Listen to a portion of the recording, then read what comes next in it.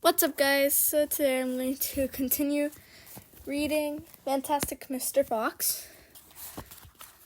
We stopped at Chapter 6, The Race.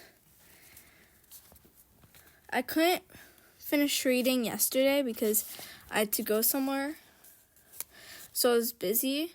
But today I think I can most certainly possibly finish the book. Otherwise, I might read the rest tomorrow.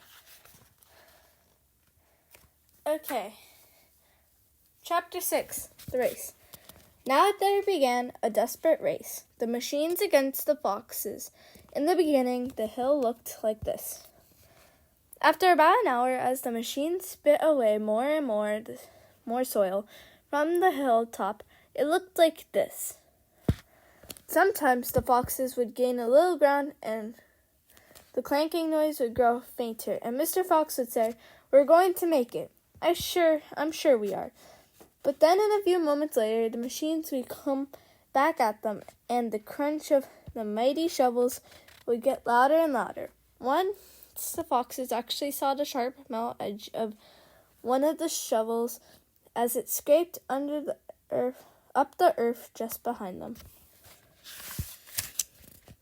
"Keep going, my darlings," panted Mr. Fox. "Don't give up." "Keep going," the fat Bogus shouted to Bunce and Bean. "We'll get him any moment now." Have you caught sight of him yet?" Bean called back. "Not yet," shouted Bogus. "But I think you're close." "I'll pick him up with my bucket," shouted Bunce. "I'll chop him to pieces." But by lunchtime, the machines were still at it, and so were the poor foxes. The hill now looked like this. Who do you guys think will win this desperate race? The foxes or the farmers? So it's Farmer Bogus, Bunce and Bean versus a family of 6 full of foxes.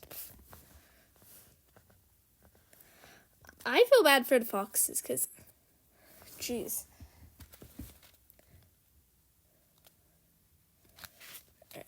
The farmers didn't stop for lunch. They were too keen to finish the job. "Hey there, Mr. Fox," yelled Bunce, leaning out of his tractor. "We're coming to get you."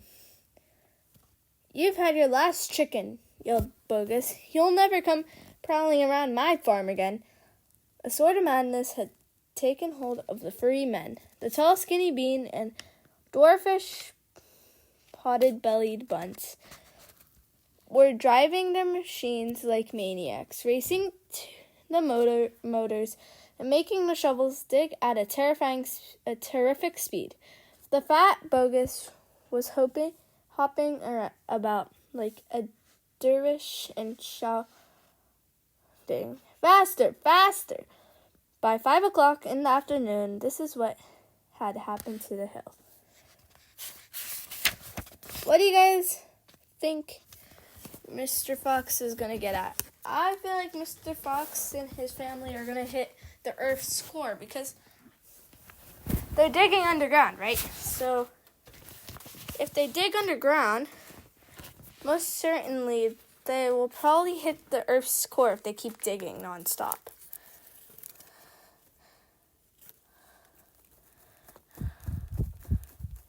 It's getting a lot hotter in the summer, jeez.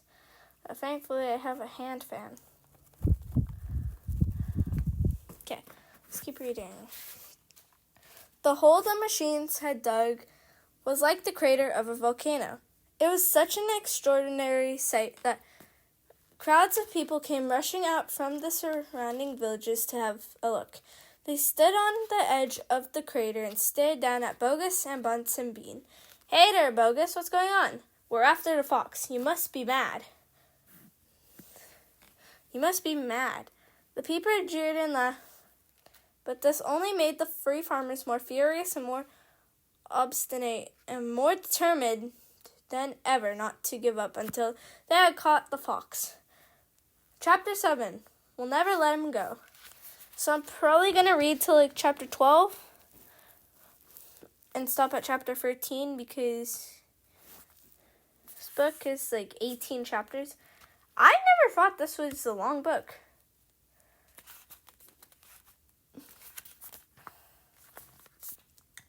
But it's longer than you expected. By chapter 9, I should have read.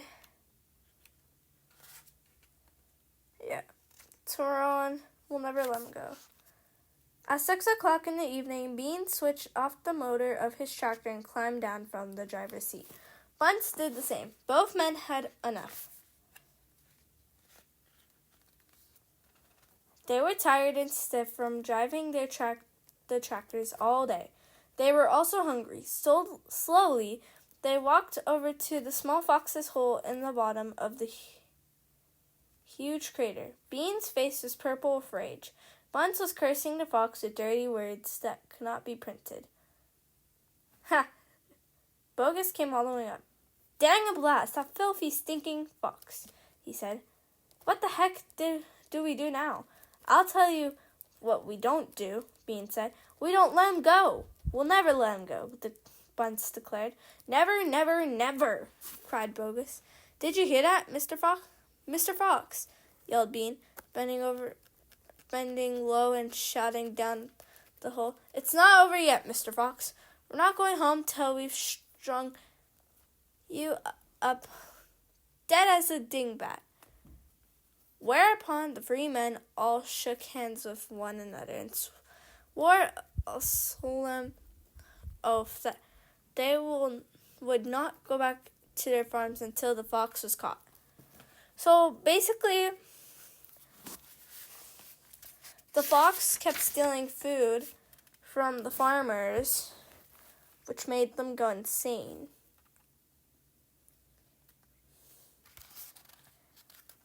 What's the next move? Asked Bunce, the pot-bellied dwarf.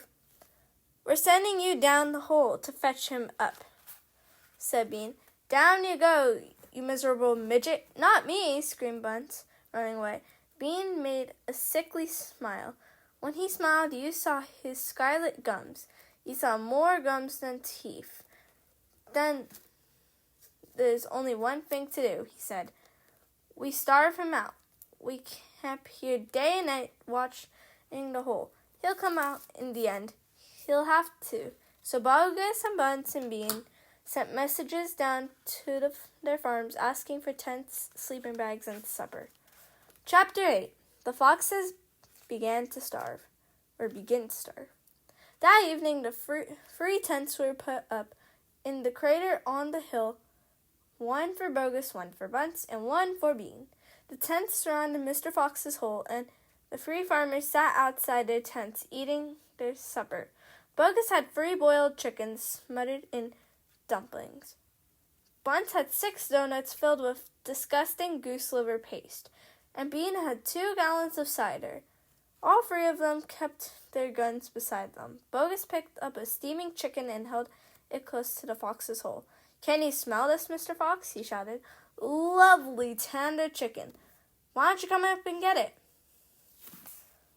So they're basically trying to lure him in, and Bean isn't even eating food. He's obsessed with cider, so he's drinking apple cider, I think, or some sort of cider. And ew, why would Bunce eat 6 donuts with goose liver paste? That's just disgusting. The rich scent of chicken wafted down the tunnel to where the foxes were crouching. Oh, Dad, said one of the small foxes, couldn't we just sneak up and snatch it out of his hand? Don't you dare, said Mrs. Fox. That's just what they want you to do. But we're so hungry, they cried. How long will it be till we get something to eat? The mother didn't answer them, nor did their father. There was no answer to give. As darkness fell, Bunce and Bean switched on the powerful headlamps of the 2 tractors and shone them on to the hole. Now, said Bean, we'll take it in turn to keep watch. One watches while two sleep, and so on all through the night. Bogus said, "What if the fox digs a hole right through the hill and comes out on the other side?" "You didn't think of that one, did you?" "Of course I did," said Bean, pretending he had. "Go on, then. Tell us the answer," said Bogus. Bean picked up something small and black out of his ear and flicked it away. "How many men have you got working on your farm?" he asked. 35, Bogus said. "I got 36, said Bunce said. "And I've got 37, Bean said. "That makes 108 men altogether. We must order them to surround the hill. Each man will have a gun and a flashlight. There will be no escape then for Mr. Fox." So the order went down to the farms, and that night 108 men formed a tight ring around the bottom of the hill. They were armed with sticks and guns and hatchets and pistols and all sorts of other horrible weapons. This made it quite impossible for a fox or indeed for any other animal to escape from the hill. The next day the watching and waiting went on. Bogus and Bunce and Bean sat up upon small stools staring at the fox's hole. They didn't talk much. They just sat there with their guns on their laps. Every so often Mr. Fox would creep a little closer towards the mouth of the tunnel and take a sniff. Then he would creep back again and say, "They're still there." "Are you quite sure?" Mrs. Fox would ask. "Positive," said Mr. Fox. "I can smell that man Bean a mile away. He stinks." Chapter 9. Mr. Fox has a plan. Well, that's why he's called Fantastic Mr. Fox. He always has something to think. And he is like the smartest. When he has one plan that fails, he always has another plan, which is perfect. Let's keep going. For 3 days and 3 nights, this waiting game went on. "How long can a fox go without food or water?" Bogus asked on the 3rd day. "Not much longer now," Bean told him. "He'll make a run for it soon. He'll have to." Bean was right. Down in the tunnel, the foxes were slowly but surely starving to death. "If only we could just have a tiny sip of water," said one of the small foxes. "Oh, Dad, can't you do something?" "Couldn't we make a dash for it, Dad? We'd have a little bit of a chance, wouldn't we?" "No chance at all," snapped Mrs. Fox. "I refuse to let you go up there and face those guns. I'd sooner you stay down here and die in peace." Mr. Fox had not spoken for a long time. He had been sitting quite still, his eyes closed, not even hearing what the others were saying. Mrs. Fox knew that he was trying desperately to think of a way out.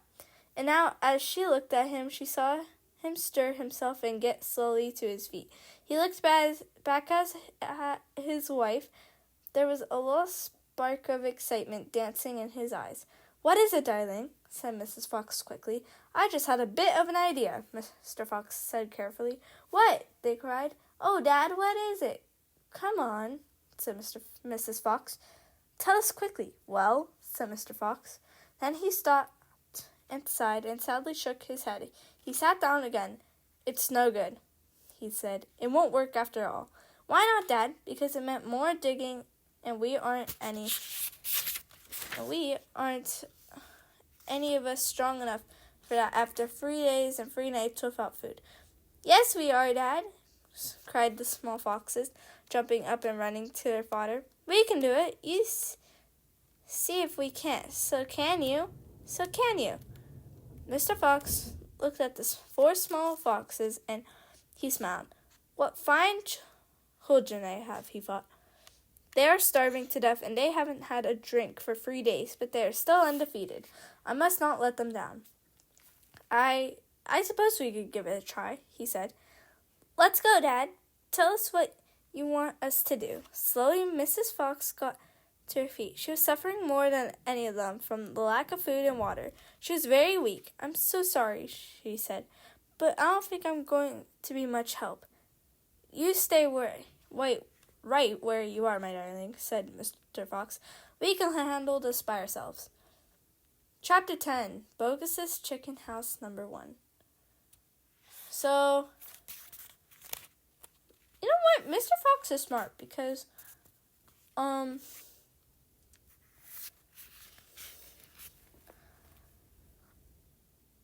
these chapters are getting shorter because it's a short book. So, every, 1 or 2 pages or so, there should be a new chapter. So, I feel like we can finish this. We'll see. I'm going to try to finish this by 9. This time we must go in a very special direction, said Mr. Fox, pointing sideways and downwards. So he and his 4 children started to dig once again. The work went much more slowly now, yet they kept it at with great courage, and little by little the tunnel began to grow. Dad, I wish you would tell us where we are going, said one of the children. So basically, Bogus and Buns and Bean and all their workers are around the hole, but they didn't think about the other places. Because Mr. Fox decided to think that he could, and he actually dug up to Bogus's farm, the chicken farm. I think he owns chicken. Yeah. I dare not do that, said Mr. Fox, because this place I am hoping to get to is so marvelous that if I described it to you now, you would go crazy with excitement.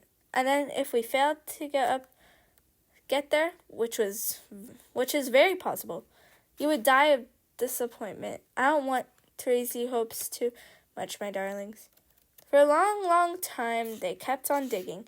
For how long they did not know, because there were no days and no nights down there in the murky tunnel.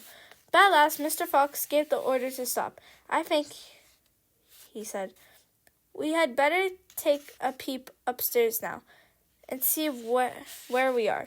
I know where I want to be, but I can't possibly be sure we're anywhere near it. Slowly, warily, the foxes began to slope the tunnel up towards the surface. Up and up it went until suddenly they came to something hard above their heads, and they couldn't go up any further. Mr. Fox reached up to examine this hard thing. It's wood, he whispered. Wooden planks. What does that mean, Dad? It means, unless I am very much mistaken, that we are right underneath somebody's house, whispered Mr. Fox. Be very quiet now while I take a peek. Carefully, Mr. Fox began pushing up one of the floorboards. The board creaked most terribly, and they all ducked down, waiting for something awful to happen. Nothing did. So Mr. Fox pushed up a second board, and then, very, very cautiously, he poked his head up through the gap. He let out a shriek of excitement. So I think they're in Bogus's chicken house. So he has 4 chicken houses, I think. You guys better be ready, because I think there's a quiz at the end.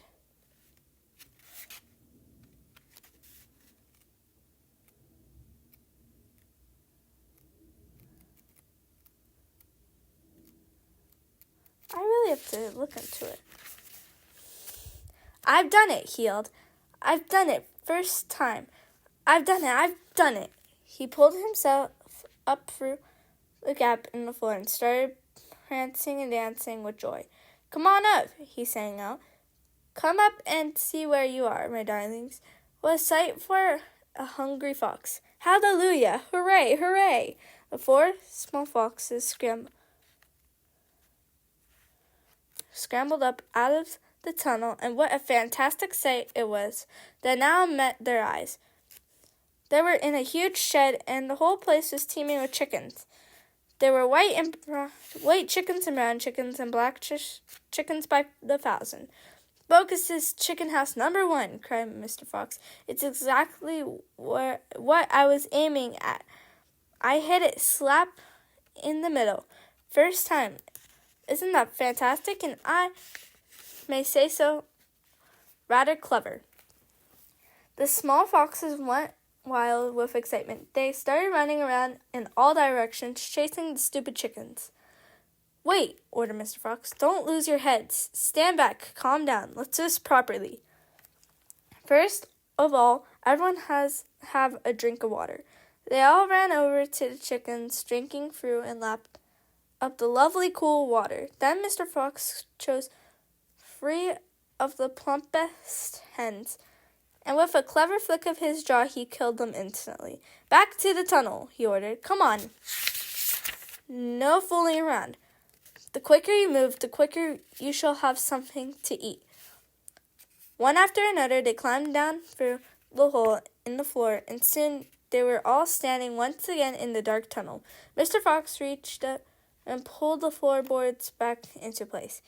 He did this with great care. He did it so that no one could tell they had ever been moved. My son, he said, giving the 3 plump hens to the biggest of his 4 small children, run back with these to your mother. Tell her to prepare a feast. Tell her the rest of us will be along in a jiffy, as soon as we have made a few other little arrangements. Chapter 11. A surprise from Mrs. Fox. Ooh, we're almost done. You know what? I feel like I could finish this book, and we can kind of start on George's Marvelous Medicine tomorrow, because I'm planning to have this book finished. It's a long book. I have to see what other books I have that are short. So then I can do that one last, because it's a good book. The small fox ran back along the tunnel as fast as he could, carrying the 3 plump hens. He was exploding with joy. Just wait, he kept thinking. Just wait till Mommy sees these. He had a long way to run, but he never stopped once on the way, and he came bursting in upon Mrs. Fox. Mommy, he cried, out of breath. Look, Mommy, look. Wake up and see what I've brought you. Mrs. Fox, who was weaker than ever, now from lack of food, opened one eye and looked at the hens. I'm dreaming, she murmured, and closed the eye again. No, don't go back to sleep. You're not dreaming, Mummy. They're real chickens. We're saved. We're not going to starve. Mrs. Fox opened both eyes and sat up quickly. But my dear child, she cried, where on earth? Bogus's chicken house number 1, spluttered the small fox. We tunneled right under the floor, and you've never seen so many big fat hens in all your life. And Dad said to prepare a feast. They'll be back soon. The sight of food seemed to give new strength to Mrs. Fox. A feast it shall be, she said, standing up. Oh, what a fantastic fox your father is. Hurry up, child, and start plucking those chickens. Far away down in the tunnel, the fantastic Mr. Fox was saying, Now for the next bit, my darlings.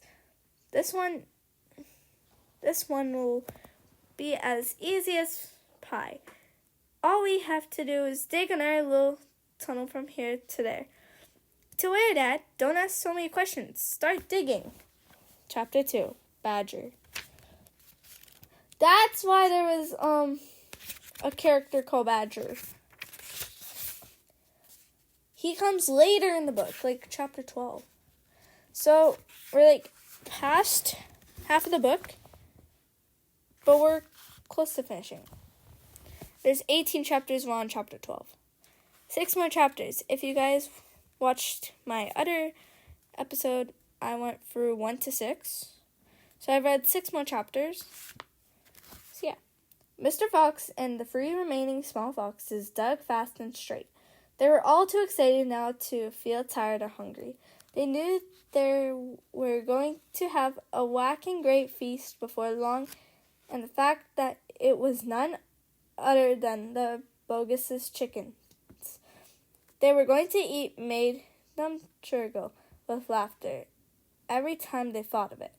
It was lovely to realize that while the fat farmer was sitting up there on the hill waiting for them to starve, he was also giving them their dinner without knowing it. Keep digging, said Mr. Fox. It's not much further. I think they're going to the next farm. Or nope, they're going to the Badgers. All of a sudden, a deep voice above their heads said, "Who goes there?" The foxes jumped. They looked up quickly, and they saw, peeking through a small hole in the roof of the tunnel, a long, black, pointed, furry face. "Badger!" cried Mr. Fox. "Foxy!" cried Badger. "My goodness me, I'm glad I found someone at last. I've been digging around in circles for 3 days and nights, and I haven't the foggiest idea where I am." Badger made the hole in the ceiling bigger and dropped down beside the foxes. A small badger, his son, dropped down after him. "Haven't you heard what's happening up on the hill?" Badger said excitedly. "It's chaos. Half of the wood had disappeared, and there are men with guns all over the countryside. None of us can get out, ever at night, even at night. We're all starving to death." "Who is we?" "Who is we?" asked Mr. Fox. "All us diggers. That's me and Mole and Rabbit and all our wives and children. Even Weasel, who can usually sneak out of the tightest spots, is right now hiding down my hole with Mrs. Weasel and 6 kids. What on earth are we going to do, Foxy? I think we're finished." Mr. Fox looked at his 3 children and he smiled. The children smiled back at him, sharing his secret. "My dear old Badger," he said, "this mess you're in is all my fault." "I know it's your fault," said Badger furiously, "and the farmers are not going to give up till they've got you. Unfortunately, that means us as well.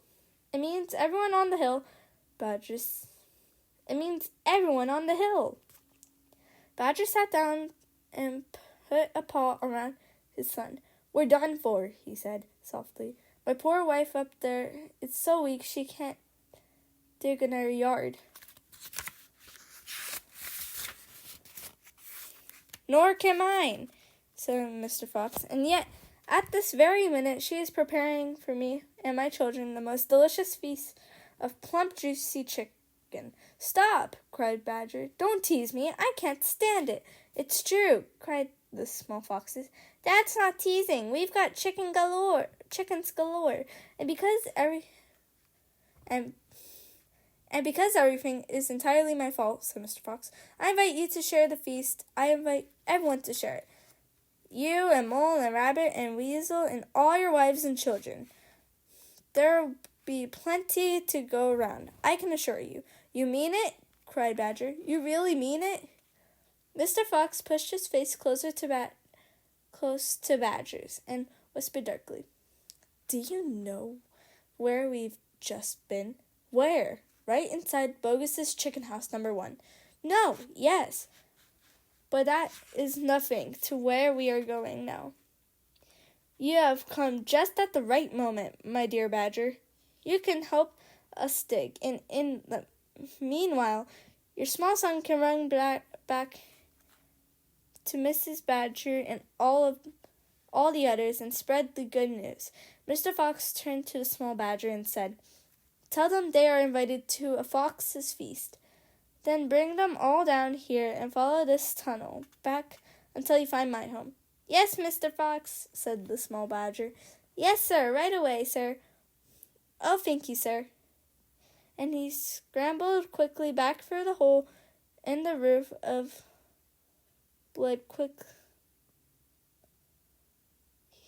He scrambled quickly back through the hole in the roof of the tunnel and disappeared. I keep stumbling my words. Chapter 13, Bunce's Giant Storehouse. Oh, they're going to, I think I know what they're doing. I'm not going to spoil it since you guys are listening to me read, but we have 5 more chapters to go. 14 to 18. "My dear Foxy," cried Badger, "what in the world has happened to your tail? Don't talk about it, please," said Mr. Fox. "It's a painful subject." They were digging the new tunnel. They dug on in silence. Badger was a great digger. The tunnel went forward at a terrific pace, now that he was lending a paw. Soon they were crouching underneath yet another wooden floor.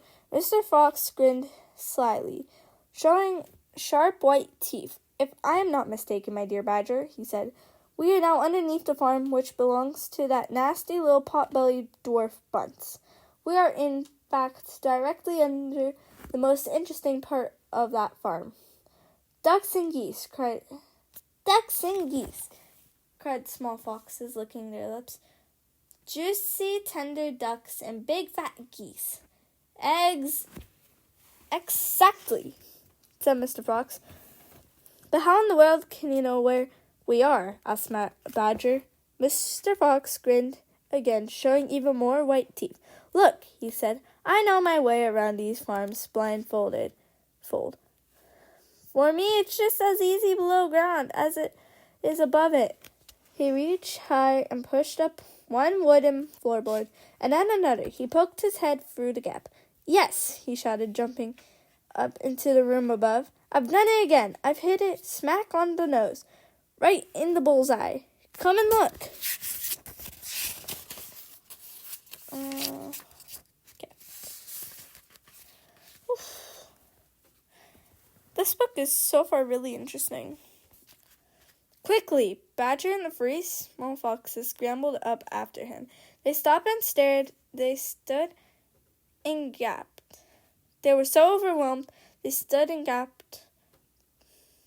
They were so overwhelmed they couldn't speak. For what they now saw was a kind of fox's dream, a badger's dream, a paradise for hungry animals. "This, my dear old Badger," proclaimed Mr. Fox, "is Bunce's mighty storehouse.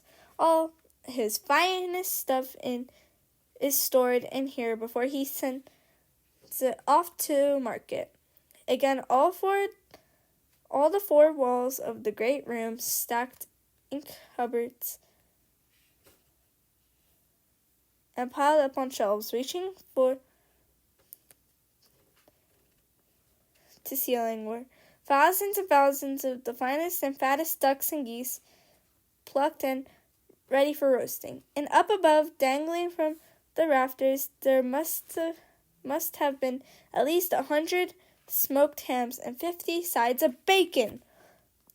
"Just feast your eyes on that," cried Mr. Fox, dancing up and down. "What do you think of it, eh? Pretty good grub. That looks cool. I like the art style." Page 54. And we're on chapter 13. This book it doesn't look long, but I swear it is. So much reading. But you know what? I read it for you guys. I've already read 4 books already. I read The Magic Finger, Joyful Saturdays, Marie's Bat Mitzvah, Smart Cookie, The Rainbow Fair. Okay, I'm getting on track. Let's keep reading. The Fantastic Mr. Fox. Suddenly, as though springs had been released in their legs, the 3 hungry small foxes and the ravenously hungry badgers sprang forward to grab the luscious food. "Stop," ordered Mr. Fox. "This is my party, so I shall do the choosing." The others fell back, licking their chops. Mr. Fox began prowling around the storehouse, examining the glorious display with an expert eye. A thread of saliva slid down one side of his jaw and hung suspendedly in mid-air, then snapped. "We mustn't overdo it," he said. "Mustn't give the game away. Mustn't let them know what we've been up to. We must be neat and tidy and take just a few of the choicest morsels. So, to start, we shall have 4 plump young ducks. We shall have 4 plump young ducks." I'm trying to use a different tone because you know what, never mind. He took them from the shelf Oh, lovely and fat they are. No wonder Bunce gets a special price for them in the market. All right, Badger, lend me a hand to get them down. You children can help as well. There we go. Goodness me, look how your mouths are watering. And now, I think we'd better have a few geese. 3 will be quite enough. We'll take the biggest. Oh my, you'll never see finer geese than these in a king's kitchen. Gently does it. That's the way. And what about a couple of nice smoked hams? I adore smoked hams, don't you, Badger? Fetch me that step ladder, will you please? Mr. Fox climbed up the ladder and handed down 3 magnificent hams. And do you like bacon, Badger? I'm mad about bacon, cried Badger, dancing with excitement. Let's have a side of bacon. That big one up there. And carrots, Dad, said the smallest of the 3 small foxes. We must take some of those carrots. Don't be a twerp, said Mr. Fox. No, we never eat things like that. It's not for us, Dad. It's for the rabbits. They only eat vegetables. True. They're vegetarians. How many pages till chapter 14? Let's see. Oh, okay. Perfect. My goodness me, you're right, cried Mr. Fox. What a thoughtful little fellow you are. Take 10 bunches of carrots. Soon all this lovely loot was lying in a neat heap upon the floor. The small foxes crouched close, their nose twitching, their eyes shining like stars. And now, said Mr. Fox, we shall have to borrow from our friend Bunce 2 of those useful push carts over in the corner. He and Badger fetched the push carts, and the ducks and geese and hams and bacon were loaded onto them. Quickly, the push carts were lowered through the hole in the floor. The animals slid down after them. Back in the tunnel, Mr. Fox again pulled the floorboards very carefully into place so that no one could see they had been moved. My darlings, he said, pointing to 2 of his 3 small foxes, take a cart each and run back as fast as you can to your mother. Give her my love and tell her we are having guests for dinner. The badgers, the moles, the rabbits, and the weasels. Tell her it must be a truly great feast, and tell her the rest of us will be home as soon as we've done one more little job. Yes, Dad, right away, Dad, they answered, and grabbed a trolley each and went rushing off down the tunnel. Chapter 14. Badger has doubt. Oh, he's starting to doubt Mr. Fox. He is fantastic. I believe in him. Comment down below if you guys believe in Mr. Fox. I feel terrible for him. I need my fancies. 4 more chapters, guys. I feel like I can finish this by 8. I don't know. Just one more visit, cried Mr. Fox, and I'll bet I know where that'll be, said the only small fox now left. He was the smallest fox of them all. Where? Asked Badger. Well, said the smallest fox. We've been to Bogus and we've been to Bunce, but we haven't been to Bean. It must be Bean. You are right, said Mr. Fox. But what you don't know is which part of Bean's place we are about to visit. Which?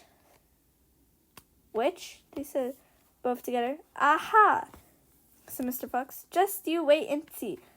They were digging it. They talked. The tunnel was going forward fast. Suddenly, Badger said, Doesn't this worry you just a tiny bit, Foxy? Worry me? Said Mr. Fox. What? All this time, this stealing? Mr. Fox stopped digging and stared at Badger as though he had gone completely dotty. My dear old furry Frump, he said. Do you know anyone in the whole world who wouldn't wait for a few chickens if his children are starving to death? There's a short silence while Badger thought deeply about this. You are far too respectable, said Mr. Fox. There's nothing wrong with being respectable, Badger said. Look, said Mr. Fox, Bogus and Bunsen Bean are out to kill us. You realize that, I hope. I do, Foxy, I do indeed, said the gentle Badger. But we're not going to stoop to their level. We don't want to kill them. I should hope not, indeed, said Badger. We wouldn't dream of it, said Mr. Fox. We shall simply take a little food here and there to keep us and our families alive, right? I suppose we'll have to, said Badger. If they want to be horrible, let them, said Mr. Fox. We down here are decent, peace-loving people. Are you sure you're people, Mr. Fox? You're animals. You're a badger and a fox and rabbits and moles and weasels. And you're calling those people? I wouldn't say they're people, but okay.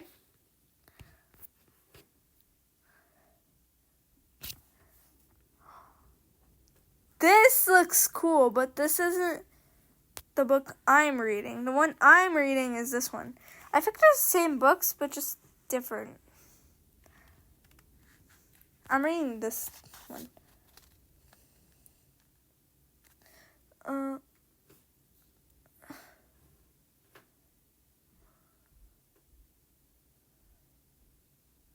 Badger laid his head on one side and smiled at Mr. Fox. Foxy, he said, I love you. Whoa! How? You got... Mr. Fox, you have a wife at home and children.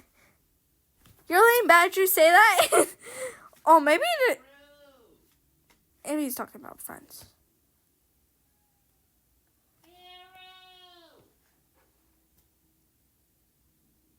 Hold on, guys. Be right back. Hold on.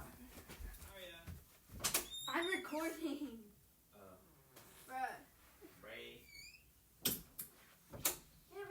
Hero. My bad, guys.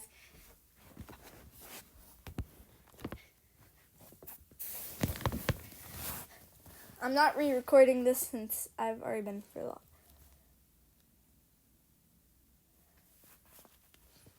Foxy, he said, I love you. Never mind. Thank you, said Mr. Fox. And now let's get on with the digging. I think he's talking about friends. Okay. 5 minutes later, Badger's front paw hit against something flat and hard. Wait, when he said that? Badger, you have a wife and a son. Don't be saying that, Badger. You better not be saying that, boy.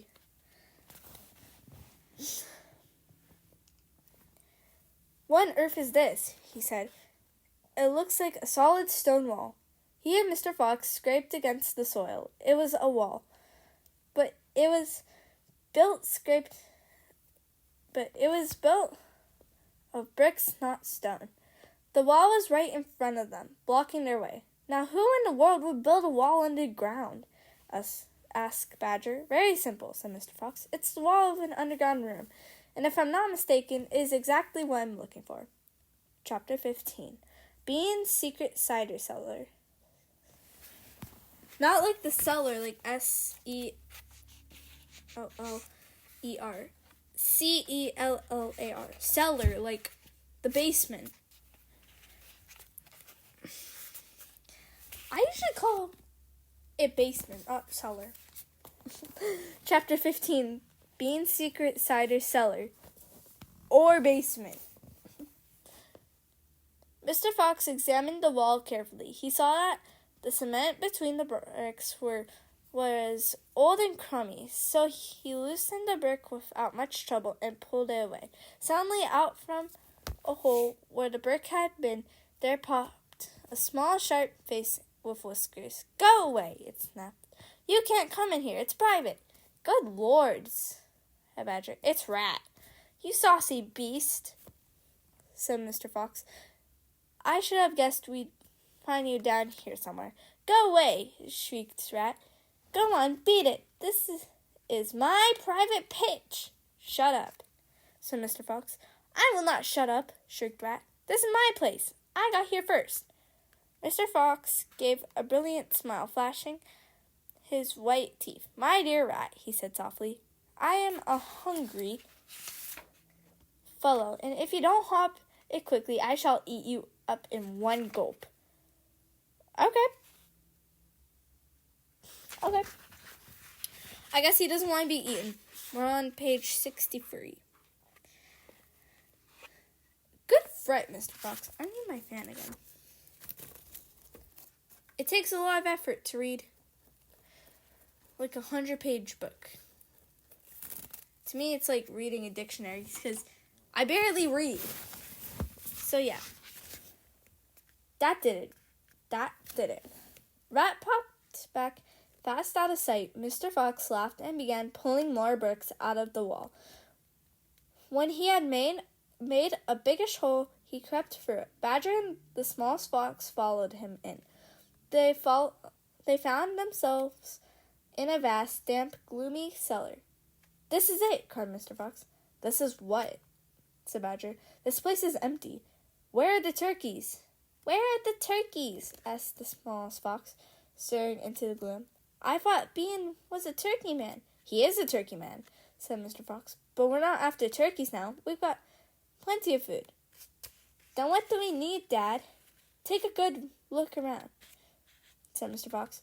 "Don't you see anything that interests you?" Badger and the smallest fox peered into the half-darkness as their eyes became accustomed to the gloom. They began to see what looked like a whole lot of big glass jars standing upon shelves around the walls. They went closer. They were jars. There were hundreds of them, and upon each one was written the word cider. The smallest fox leaped in the air. "Oh, Dad!" he cried out. "Look what we found! It's cider!" "Well, yeah, Bean only has apples, which he makes cider, and he has turkey. He's a turkey man. But they've already got geese and ham and bacon and chickens and ducks and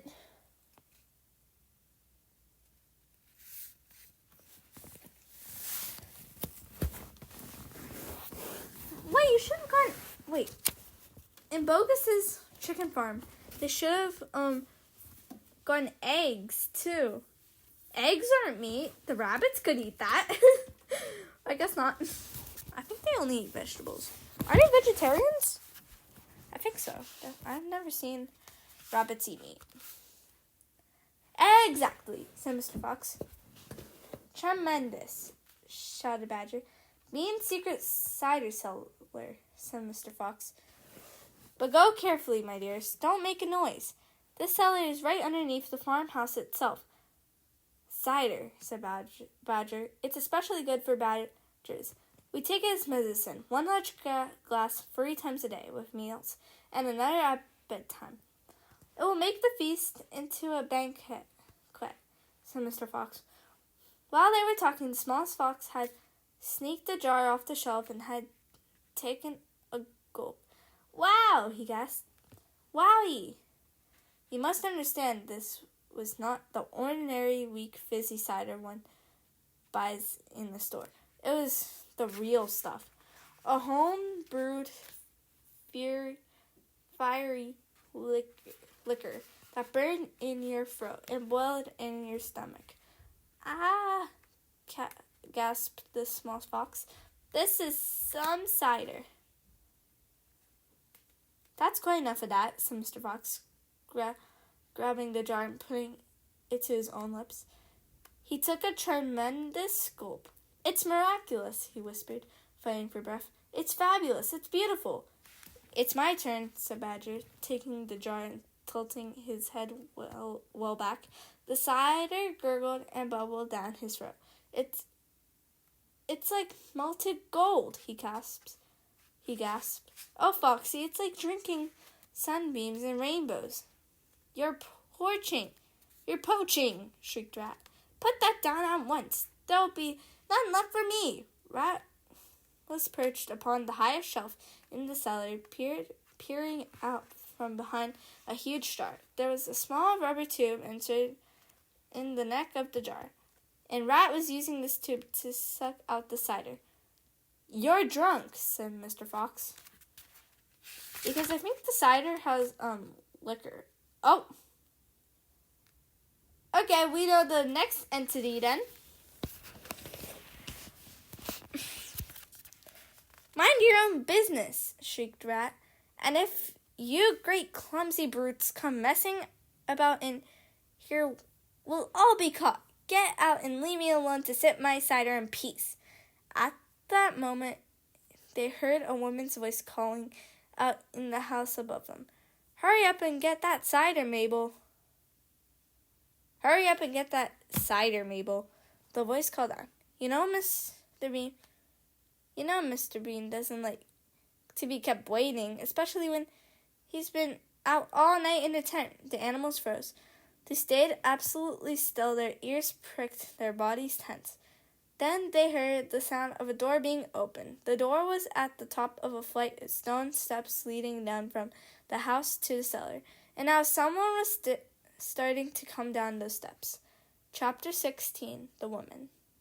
2 more chapters. And, in fact, there's a woman. I think that's Bean's wife. Mabel, okay. Quick, said Mr. Fox. Hide. He and Badger and the smallest fox jumped up onto a shelf and crouched behind a row of big cider jars. Peering around the jars, they saw a huge woman coming down into the cellar. At the foot of the steps, the woman paused, looking to right and left. Then she turned and headed straight for the place where Mr. Fox and Badger and the smallest fox were hiding. She stopped right in front of them. The only thing between her and them was a row of cider jars. She was so close, Mr. Fox could hear the sound of her breathing. Peeping through the crack between 2 bottles, he noticed that she carried a big rolling pin in one hand. Uh-oh. Y'all are cooked.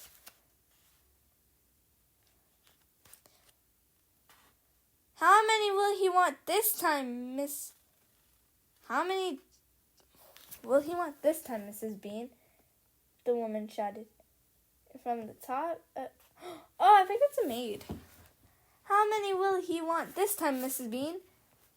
The woman shouted, and from the top of the steps, the other voice called back. Bring up 2 or 3 jars. He drank 4 yesterday, Mrs. Bean. Yes, but he won't want that many today because he's not going to be up there more than a few hours longer. He says the fox is bound to make a run for it this morning. It can't possibly stay down that hole another day without food. The woman in the cellar reached out and lifted a jar of cider from the shelf. The jar she took was next but the one to the jar behind which Mr. Fox was crouching. I'll be glad when the rotten brute is killed and strung up on the front porch, she called out. And by the way, Mrs. Bean, your husband promised I could have the tail as a souvenir. The tail's been all shot to pieces, said the voice from upstairs. Didn't you know that? You mean it's ruined? Of course it's ruined. They shot the tail but missed the fox. Oh, heck, said the big woman. I did so want that tail. You can have the head instead, Mabel. You can get it stuffed and hang it on your bedroom wall. Hurry up now with that cider. Yes, ma'am, I'm coming, said the big woman, and she took a second jar from the shelf. If she takes one more, she'll see us, thought Mr. Fox. He could feel the smallest fox's body pressed tightly against his own, quivering with excitement. Will 2 be enough, Miss Mrs. Bean, or shall I take free? My goodness, Mabel. I don't care so long as you get a move on. Then two it is, said the huge woman, speaking to herself now. He drinks too much anyways. Carrying a jar in each hand and with the rolling pin tucked under one arm, she walked away across the cellar. At the foot of the steps she paused and looked around, sniffing the air. There's rats down here again, Mrs. Bean. I can smell them. Then poison them, woman, poison them. You know where the poison's kept? Yes, ma'am, Mabel said. She climbed slowly out of sight, up the steps. The door slammed. Quick, said Mr. Fox. Grab a jar each and run for it. Rat stood on his high shelf and shrieked. What did I tell you? You nearly got nabbed, didn't you? You nearly gave the game away. You'll keep out of here from now on. I don't want you around. This is my place. You, said Mr. Fox, are going to be poisoned. Poppy, I'm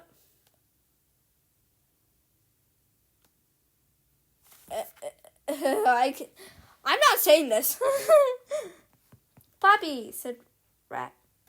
I sit up here and watch her putting the stuff down. She'll never get me. Mr. Fox and Badger and the smallest fox ran across the cellar, clutching a gallon jar each. Goodbye, Rat, they called out as they disappeared through the hole in the wall. Thanks for the lovely cider. Thieves, shrieked Rat.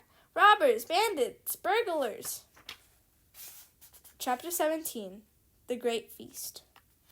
We're almost done, guys. I promise we're almost done. Yeah, there is a quiz at the end. Y'all are cooked if you didn't listen.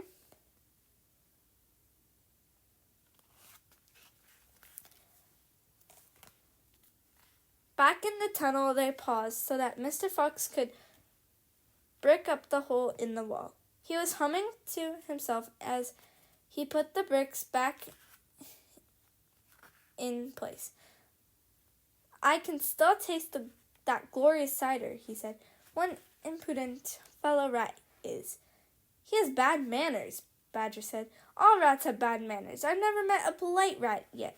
And he drinks too much, said Mr. Fox, putting the last brick in place. There we are, now home to the feast. They grabbed their jars of cider and off they went. Mr. Fox was in front. The smallest fox came next, and Badger last. Along the tunnel they flew, past turning that led to Bunce's mighty storehouse, past Bogus's chicken house number 1, and then up the long home stretch towards the place where they knew Mrs. Fox would be waiting. Keep it up, my darlings, shouted Mr. Fox. We'll soon be there. Think what's waiting for us at the other end, and just think what we're bringing home with us in these jars. That ought to cheer up poor Mrs. Fox. Mr. Fox sang a little song as he ran. Home again, swiftly I glide, back to my beautiful bride. She'll not feel so rotten as soon as she got in some cider inside her inside. Then Badger joined in. Oh, poor Mrs. Badger, he cried. So hungry, she very near died. Oh, he cooked. But she'll not feel so hollow if only she'll swallow some cider inside her inside. They were singing still as they rounded the final corner and burst in upon the most wonderful and amazing sight of any of them had ever seen. The feast was just beginning. A large dining room had been hollowed out of the earth, and in the middle of it, seated around a huge table were no less than 29 animals. There were Mrs. Fox and the 3 small foxes, Mrs. Badger and the 3 small badgers, Mole and Mrs. Mole and 4 small moles, Rabbit and Mrs. Rabbit with 5 small rabbits, Weasel and Mrs. Weasel, and 6 small weasels. The table was covered with chicken and ducks and geese and ham and bacon, and everyone was tucking into the lovely food. So many people. Jeez. My darling, cried Mrs. Fox, jumping up and hugging Mr. Fox. We couldn't wait. Please forgive us. And she hugged the smallest fox of all. And Mrs. Badger hugged Badger, and everyone hugged everyone else. Ahmed shouted of joy. Shouts of joy. The great jars of cider were placed upon the table, and Mr. Fox and Badger and the smallest fox sat down with the others. You must remember, no one had eaten a thing for several days. They were ravenous. So for a while, there was no conversation at all. There was only the sound of crunching and chewing as the animals attacked this succulent food. At last, Badger stood up. He raised his glass of cider and called out, "A toast! I want you all to stand and drink a toast to our dear friend who had saved our lives this day, Mr. Fox." "To Mr. Fox," they all shouted, standing up and raising their glasses. "To Mr. Fox, long may he live."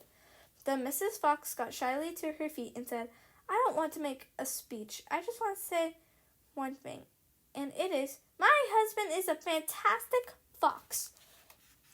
Everyone clapped and cheered. Then Mr. Fox himself stood up. "This delicious meal," he began, then he stopped. In the silence that followed, he let fly a tremendous blank.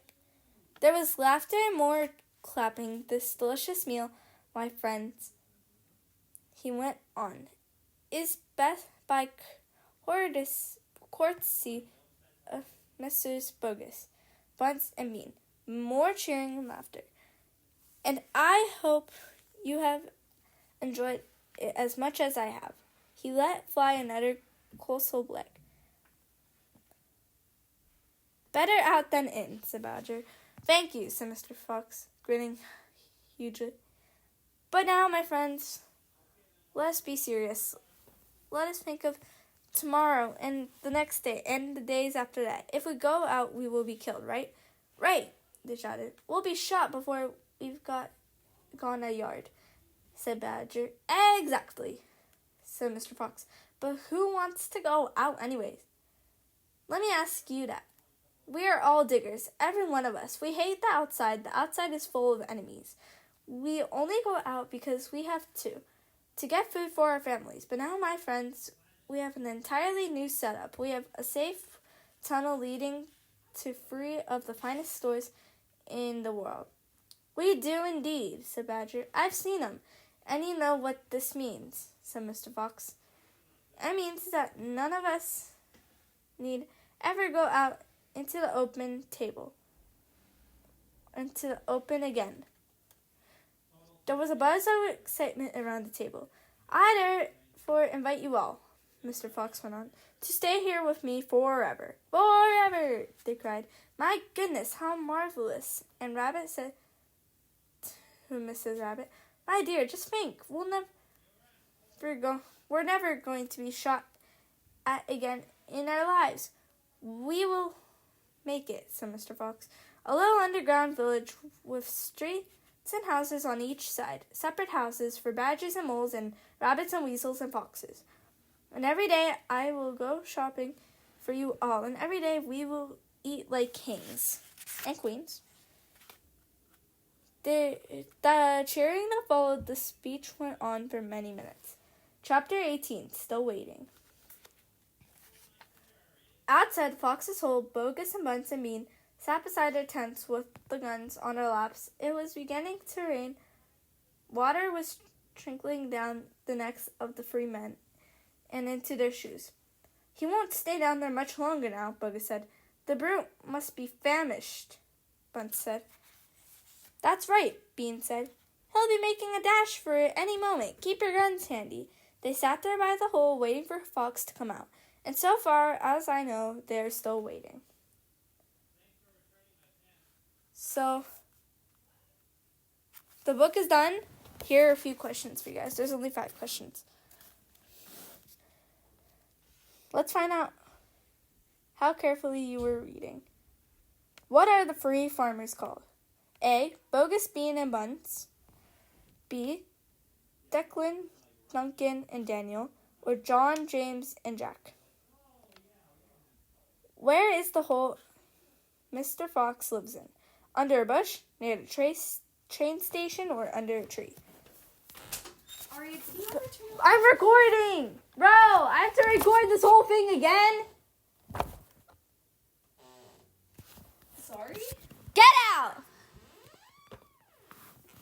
It's not 18. Go! Oh my god. Bro.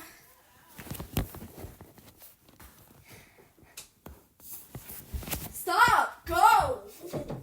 Oh my god.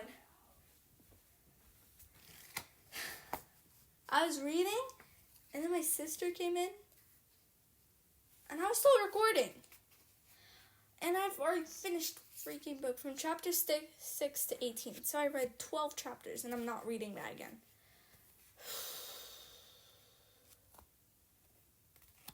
Oh my god, I hate this so much. When the 3 farmers shoot at him, what does Mr. Fox lose?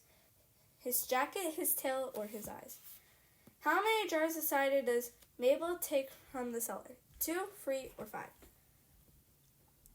How many children does Mr. Fox have? 2, 3, or 4?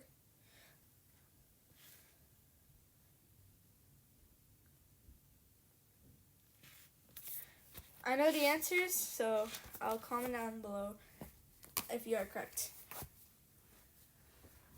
So I finished another book, Mr. Fox. So I have to pick another book.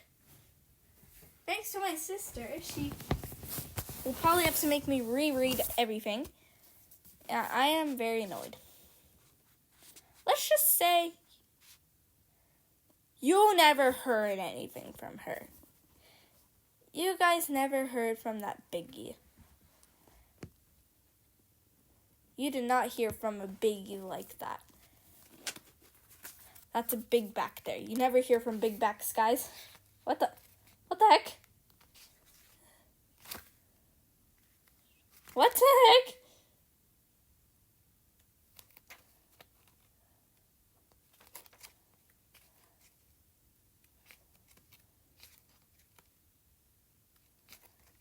Oh. Part of the magic fingers in this is Esau Trot, Billy and the Mippins. So there's 2 stories in one. It's funny. What's the magic finger?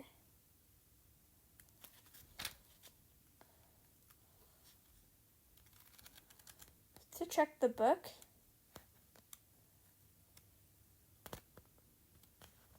How many chapters are there? I guess it's 1 story. There's 2 stories in one book, but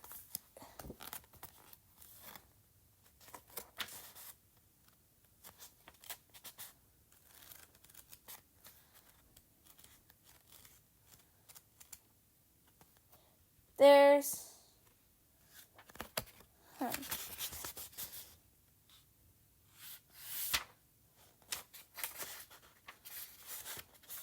contents being good.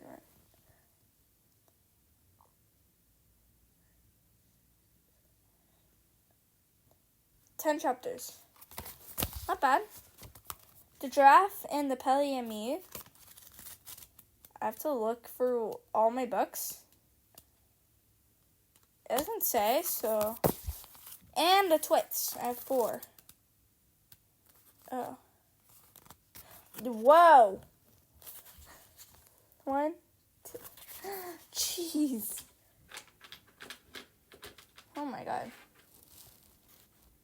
1, 2, 3, 4, 5, 6, 7, 8, 9, 10, 11, 12, 13, 14, 15, 16, 17, 18, 19, 20, 21, 22, 23, 24, 25, 26, 27, 28, 29. There's 29 chapters. Oh my god. And the Twits. I thought this was a short book.